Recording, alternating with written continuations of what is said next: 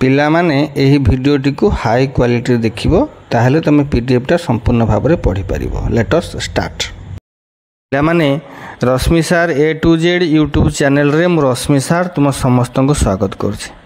तो पिला माने 18 अगस्त रे गोटे न्यूज चिट्ठी गोटे पब्लिश हेछि CHAC ओडिशा तरफ रु +2 पिला मानकर सिलेबस रे सामान्य किछि परिवर्तन करा जायछि। सेटा मु डिटेल्स कहि दउछि कोन कोन परिवर्तन करा जायछि को सब्जेक्ट रे तो माने भल से देखि देबो निश्चित नहले परीक्षा रे हैरान हबो।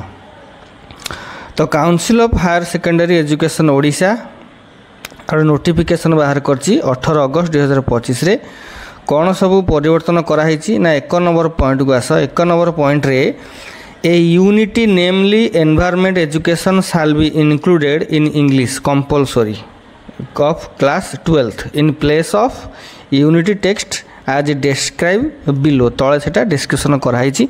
इंग्लिश रो गोटे नुआ यूनिट ऐड होती एनवायरमेंटल एजुकेशन बोली गोटे कंपलसरी जोटा तुम पढ़ुच हेतरे गोटे ऐड कराई एवं ता क्वेश्चन मध्य केमिति कोन पड़िबो कुहाई तापर आम डिस्कशन करिबा। 2 नंबर पॉइंट रे value education shall be included in MIL subject of class 12th।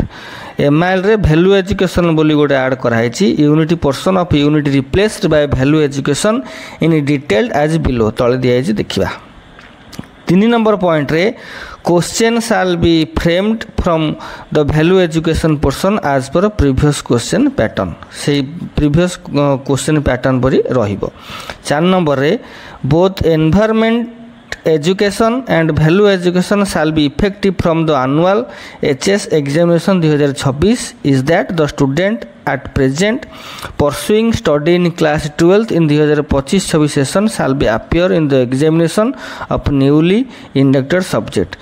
ए जो तुमे जो सेकेंड ईयर जो मानकर अछि से माने एई विषय तुम जो सेकेंड ईयर परीक्षा हबो गत वर्ष से परीक्षा रे ए पेपर परीक्षा देव स्ट्रिक्टली 4 नंबर पॉइंट रे कही देला।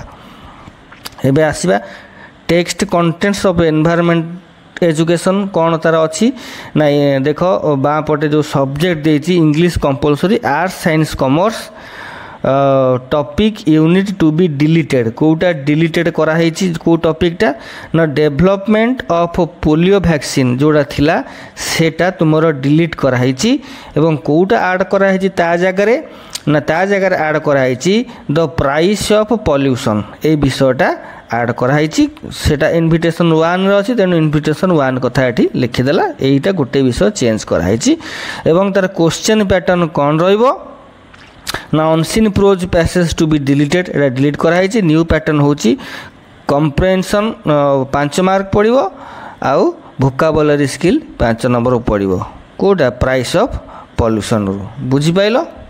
तेणु पोलियो वैक्सीन टाकू डिलीट कराई कि गोटे नुआ विषय रही कंपलसरी इंग्लिश रे सेटा होची तो प्राइस ऑफ पॉल्यूशन मु चैनल रे आपरे पढ़ाई देबी से विषय टाकू बुझाई देबी तो माने बुझी नबो। तापरे तुमर आसीची कोन ना इंग्लिश कंपलसरी वोकेशनल रे कोन अछि ना जोटा तुमर थिला on examination by Winston Churchill सेटा को चेंज कराई pollution price of pollution English रे एतिकी मात्र चेंज कराई। आर क्वेश्चन पैटर्न MCQ 5 मार्क